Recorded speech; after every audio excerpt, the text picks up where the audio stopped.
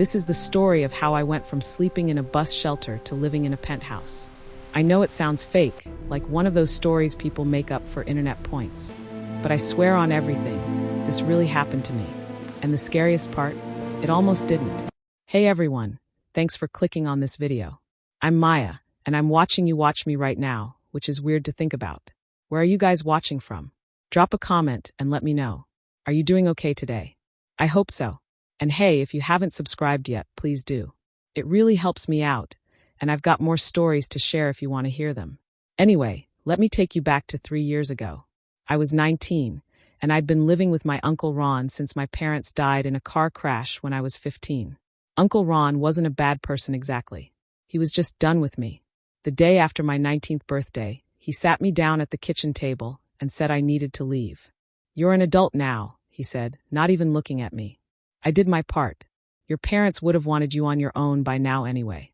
I had $200 in my bank account. I was working part-time at a grocery store, barely making minimum wage. I'd been trying to save for community college, but every month something came up. A phone bill, new shoes because my old ones had holes, food when Uncle Ron forgot to buy groceries. The night he kicked me out, it was raining.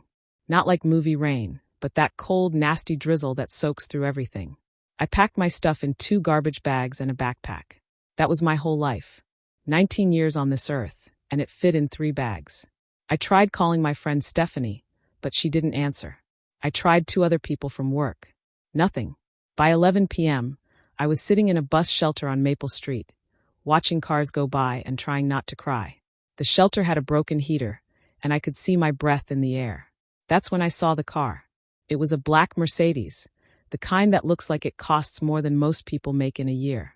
It pulled up right in front of the shelter, and for a second, I thought someone was stopping to ask for directions. But the engine turned off, and a man got out. He was maybe 50, with gray hair and an expensive-looking coat. He walked straight toward me, and my heart started pounding. You hear stories, you know? About girls who disappear. I gripped my house key between my fingers, ready to use it as a weapon if I had to. But he stopped a few feet away and just looked at me. Not in a creepy way. More like he was sad. "Are you all right?" he asked. I didn't answer right away. I was trying to figure out his angle. Nobody just stops and asks if you're okay. Not in this city. "I'm fine," I lied. He nodded slowly, like he didn't believe me, but wasn't going to push it. Then he did something weird.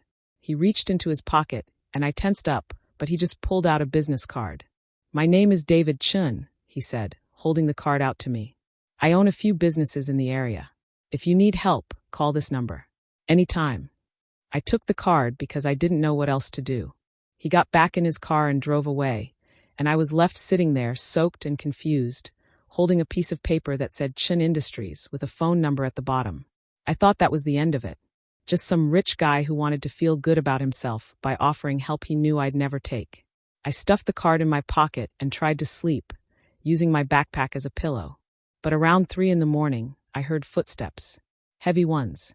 I opened my eyes and saw 3 guys standing at the entrance to the shelter. They were looking at me the way wolves look at a rabbit. One of them smiled, and I saw he was missing a tooth. "Hey there, sweetheart," he said. "You look cold. We could help you warm up." That's when I knew I was in real trouble. That's when I pulled out that business card and prayed that David Chun was the kind of person who actually meant what he said. Because if he wasn't, I didn't know if I'd make it to morning. My hands were shaking so bad I could barely hold my phone. The 3 guys were getting closer, and the one in front kept smiling that horrible smile. I dialed the number on the card, praying someone would answer at 3 in the morning. It rang once, twice, 3 times. "Please," I whispered. "Please pick up." On the 4th ring, someone answered. "Chun Industries, this is David. Help me," I said, my voice cracking. "You gave me your card, and there are these guys, and I'm at the bus shelter on Maple Street, and—" "Stay on the line," he said, and his voice was suddenly sharp and clear. "I'm 10 minutes away. Do not hang up. Do you understand?" "Yes." "Good. Put me on speaker. Let them hear my voice." I did what he said. My hands were shaking so hard I almost dropped the phone. "Gentlemen," David's voice came through the speaker, loud and clear. "I'm currently on the phone with the police, and they're on their way to your location. My security team is also en route. You have about 8 minutes to leave before this gets very bad for you. The guys looked at each other. The one with the missing tooth laughed, but it sounded nervous. You're bluffing, he said. Am I? David's voice was cold. Do you really want to find out? Because I have this entire call recorded, and I have your faces on the traffic camera behind you. Camera ID number 847B, maintained by the city. I can have your identities by morning. Is whatever you're planning worth it? The guys looked up and saw the camera. I hadn't even noticed it was there. They started backing away, and the one in front pointed at me. You're not worth it anyway, he said, trying to save face. But he left. They all did. I stood there shaking, holding my phone, listening to the sound of a car engine through the speaker. Maya. David's voice was gentle now. Are you still there? How did you know my name? I didn't. I'm guessing. Are you safe? They left. Good. I'm pulling up now. Black Mercedes. That's me. The car appeared around the corner, and David got out. This time he looked worried, not just sad. He walked over to me and stopped a few feet away, like he was trying not to scare me. You're soaked, he said. And you're shivering. Will you please let me help you? I have a guest house at my property. It's empty. You can stay there tonight, and tomorrow we can figure out what comes next. Why are you doing this? I asked. My teeth were chattering. He looked away for a second, and when he looked back, his eyes were wet. Because 20 years ago, my daughter ran away from home. We had a fight about something stupid, and she left. She was 17. We found her 3 days later in a hospital. Some men had. He stopped and took a breath. She survived, but barely. And I swore that if I ever saw someone who needed help, I wouldn't just drive past.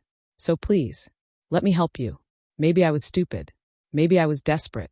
But I believed him. I grabbed my bags and got in his car. The guest house was actually bigger than Uncle Ron's entire apartment. It had a bedroom, a bathroom, a small kitchen, and furniture that looked like it came from a magazine. David showed me around and then handed me a key. This is yours for as long as you need it, he said. No strings attached. There's food in the fridge. The door locks from the inside. My main house is across the garden, but I won't bother you unless you call me. Okay. I nodded because I couldn't speak. He left, and I locked the door behind him. Then I sat on the bed and cried for an hour straight. The next morning, I woke up thinking it was all a dream. But no, I was still in the guest house. There was a note on the kitchen counter that said, "Come to the main house when you're ready. No rush." I showered for the first time in 2 days and put on clean clothes from my bag. Then I walked across the garden to this massive house that looked like something from a TV show. I rang the doorbell, and David answered wearing jeans and a sweater. He looked normal, not like a billionaire, just like a dad. "Good morning," he said, smiling. "Are you hungry?" I made pancakes. Well, my housekeeper made them, but I can pretend I did if that's less weird. I laughed, actually laughed, and that's when I realized something. For the first time in 4 years since my parents died, I felt safe. But I didn't know yet that David Chun was about to change my entire life. And I definitely didn't know about the dark secret he was carrying. I lived in that guest house for a week before David told me the truth. During that week, he gave me space but also made sure I had everything I needed. Food appeared in my fridge. He gave me a laptop so I could look for jobs. He even drove me to my shifts at the grocery store and picked me up after. "You don't have to do this," I kept saying. "I know," he always replied. "I want to." On day 8, he invited me to dinner at the main house. His housekeeper, Mrs. Garcia, made lasagna, and we sat in his dining room at this long table. It felt weird at first, but David was easy to talk to. He asked about my parents, and I told him about the accident. He listened without interrupting, and when I finished, he just nodded. "They sound like they were good people," he said. They were. We ate in silence for a minute. Then David put down his fork and looked at me. "I need to tell you something," he said, "about why I'm really doing this." My stomach dropped. Here it comes, I thought. The catch. The thing he wants from me. "I told you about my daughter," he said. "About how she was attacked. What I didn't tell you is what happened after.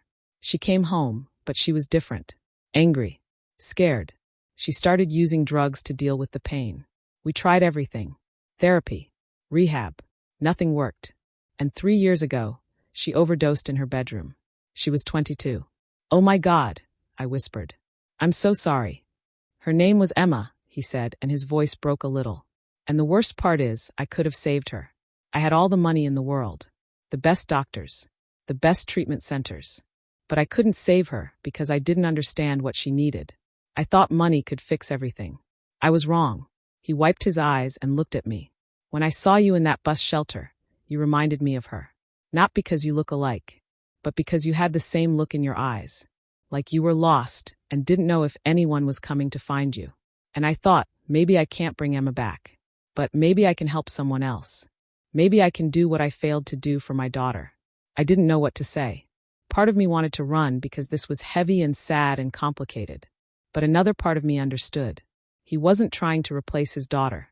He was trying to forgive himself. I don't want to be your charity case, I said quietly. You're not, he said firmly. Here's what I'm offering. I want to pay for you to go to college. Any college you want. And I want to give you a job at one of my companies so you can support yourself. Not an easy job. A real job where you'll work and earn your place. But a job that pays enough so you never have to sleep in a bus shelter again. You can say no. You can leave tomorrow, and I'll give you enough money to get started somewhere else. But if you stay, we do this right. Deal. I stared at him. This man, this stranger, was offering me a future. A real one. Not because he wanted something from me, but because he couldn't save his own daughter and needed to believe he could save someone. Why me? I asked. There are thousands of people who need help. Because you're the one I saw, he said simply. Sometimes life is random like that. I happened to drive down that street. You happened to be there. And now we're here. We can make something good come from all the bad.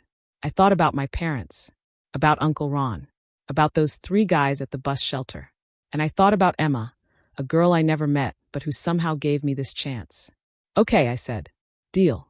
David smiled, really smiled, for the first time since I'd met him. We shook hands across the table, and that's when my new life started.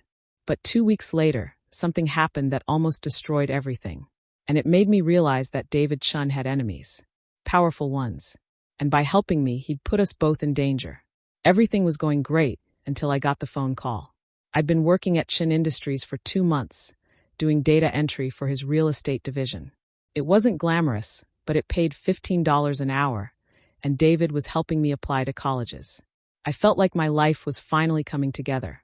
Then one night, my phone rang. Unknown number. Hello, is this Maya Rodriguez? A woman's voice. Cold. Yes. Who is this? Someone who knows what you're doing. You think you can just move in and take advantage of an old man? We know girls like you. Gold diggers. You're using David Chun, and we're going to expose you. My blood went cold. What? No, that's not. We have reporters ready to run a story. Billionaire's suspicious relationship with homeless teen. You'll be famous. And David's reputation will be destroyed. Unless you disappear.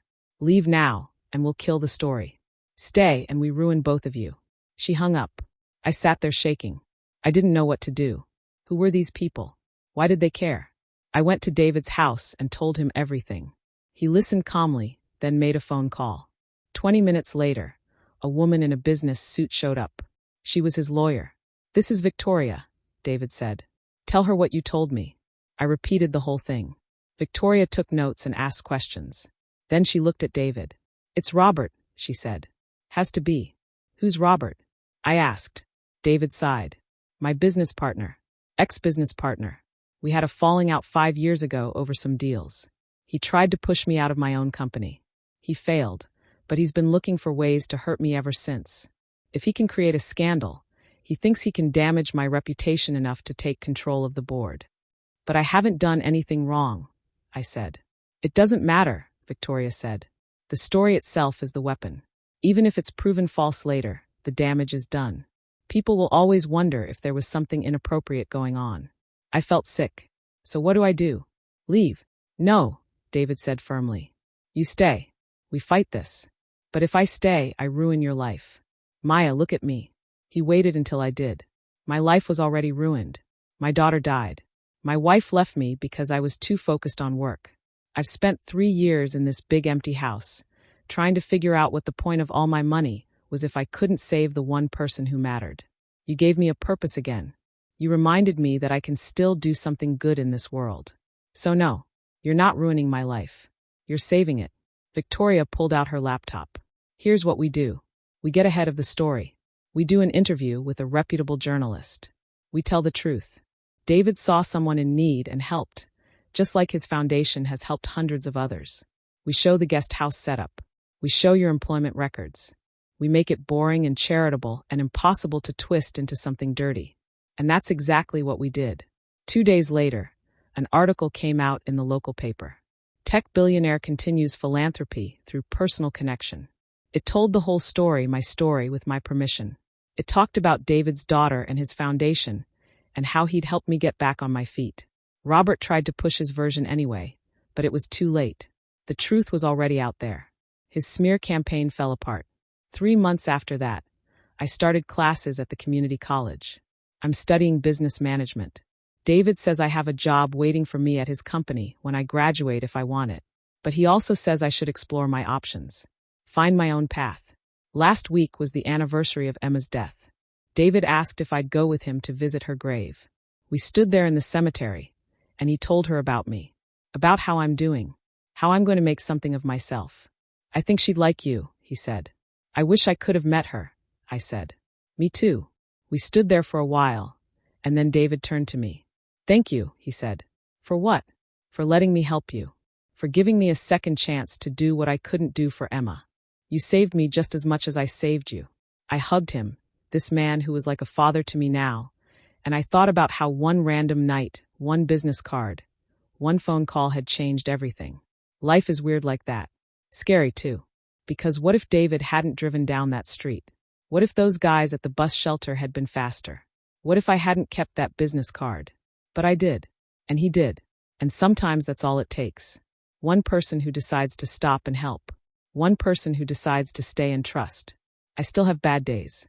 I still miss my parents. But I'm not that scared girl in the bus shelter anymore. I'm someone with a future. Someone with hope. And if there's anything I learned from all of this, it's that the scariest moments in your life can also be the ones that save you. You just have to be brave enough to accept help when it comes. So that's my story. The orphan who got thrown out and met a billionaire who changed her fate. It's real. It happened to me. And I'm still here, still fighting, still grateful for that rainy night when everything changed. Thanks for watching. Please subscribe if you haven't already. And if you're going through something hard right now, if you feel lost or scared or alone, just remember, your story isn't over yet. Sometimes help comes from the strangest places. Sometimes you just have to hold on one more day. Take care of yourselves. I'll see you in the next video.